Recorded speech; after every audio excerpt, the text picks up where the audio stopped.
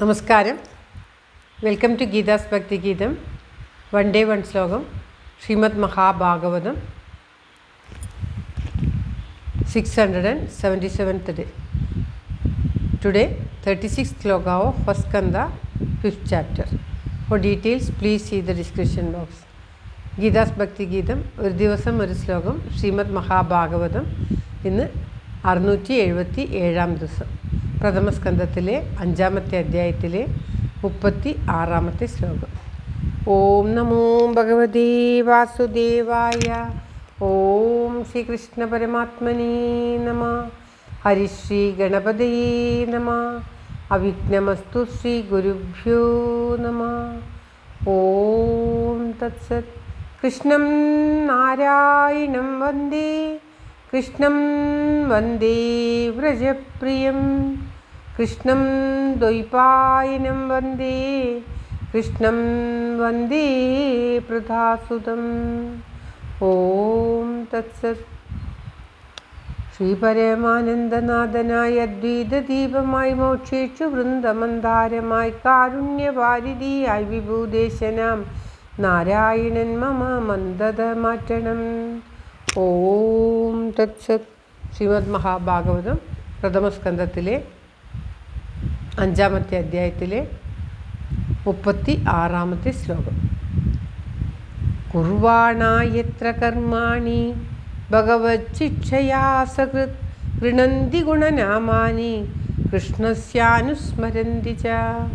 ഓം തത്സത്.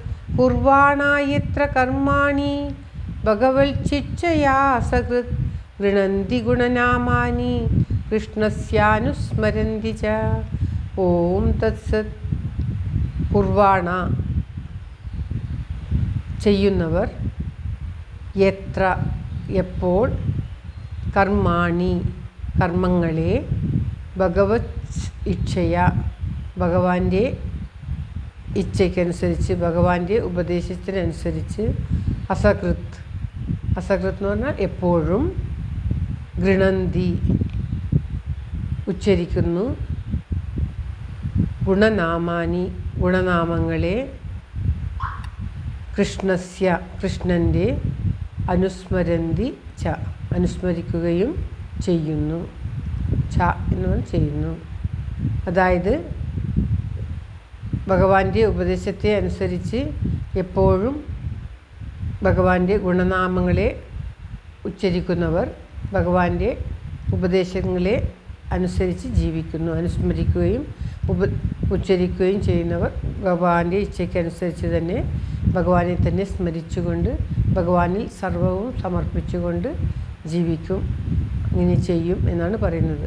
അതായത് ആരും ഭഗവാന്റെ ഉപദേശങ്ങളെ സ്വീകരിക്കുന്നുവോ, ഭഗവാൻ പറഞ്ഞത് ആർ അനുസരിക്കുന്നുവോ അവർ എപ്പോഴും ഭഗവാനെ സ്മരിച്ചുകൊണ്ടും കീർത്തിച്ചുകൊണ്ടും തന്നെ ഉണ്ടായിരിക്കും. ഭഗവാന്റെ ഇച്ഛ എല്ലാം ഭഗവാനിൽ സമർപ്പിച്ച് അവർ ചെയ്യും. അത് ശ്രീ അർജുനനോട് പറഞ്ഞ മാതിരി, എന്തൊന്ന് നീ ചെയ്യുന്നുവോ, എന്ത് കൊടുക്കുന്നുവോ, എന്ത് തപസ് ചെയ്യുന്നുവോ എല്ലാം എന്നിൽ സമർപ്പിച്ച് ചെയ്താലും അപ്പോൾ ആ കർമ്മത്തിൻ്റെ ബന്ധം നമുക്കുണ്ടാവുകയില്ല.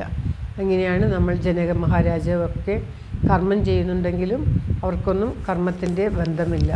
അതാണ് ജീവൻ മുമുക്ഷു എന്ന് പറയുന്നത്. ജീവിച്ചിരിക്കുമ്പോൾ തന്നെ മോക്ഷാത്മാക്കളായിട്ടുള്ളവർ. ജനക മഹാരാജനെ ഏറ്റവും മഹത്തായ ഉദാഹരണമായിട്ട് പറയും. അദ്ദേഹം കർമ്മങ്ങളൊക്കെ ചെയ്യുന്നതായിട്ട് കാണപ്പെടാമെങ്കിലും ഒരു കർമ്മത്താലും അദ്ദേഹം ബന്ധിക്കപ്പെടുന്നില്ല. കർമ്മത്തിലൊന്നും അയാൾ ബന്ധനസ്ഥനാവുന്നില്ല. എന്നാൽ ചെയ്യേണ്ടതൊക്കെ ചെയ്യുന്നുമുണ്ട്. കർമ്മമേ ചെയ്യുന്നില്ല എന്നാണ് ജനക മഹാരാജാവിനെ കൊണ്ട് പറയുക. നമ്മൾ സാധാരണക്കാർക്കാണെങ്കിൽ കണ്ടാൽ കർമ്മം ചെയ്യുന്ന മാതിരി തോന്നും. അപ്രകാരം എല്ലാ കർമ്മവും ഭഗവത് അർപ്പിതമായിട്ട് ചെയ്താൽ ആ കർമ്മമൊന്നും നമ്മെ ബാധിക്കുകയില്ല, കർമ്മദോഷം ഉണ്ടാവുകയില്ല എന്നാണ് പറയുന്നത്.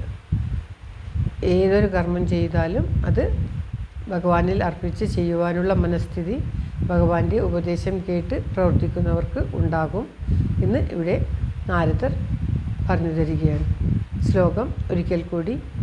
കുർവാണായത്ര കർമാണി ഭഗവച്ഛിക്ഷയാ സകൃത് ഗൃണന്തി ഗുണനാമാനി കൃഷ്ണസ്യാനുസ്മരന്തി ച. ഓം തത്സത്. സർവത്ര ഗോവിന്ദനാമസങ്കീർത്തനം. ഗോവിന്ദ ഗോവിന്ദ. എല്ലാവരുടെയും നന്മയ്ക്കും ആയുരാരോഗ്യ സൗഖ്യത്തിനുമായി പ്രാർത്ഥിച്ചുകൊണ്ട് ഭഗവത് സമക്ഷം ഈ ശ്ലോകം സമർപ്പിക്കുന്നു. Geetha Rajan. Thank you for watching. All the best. Have A very very nice day. God bless you. ദൈവം അനുഗ്രഹിക്കട്ടെ. എല്ലാവർക്കും എല്ലാവിധ ആയുരാരോഗ്യ സൗഖ്യവും നന്മയും ഉണ്ടാകട്ടെ. ഓം തത്സത്.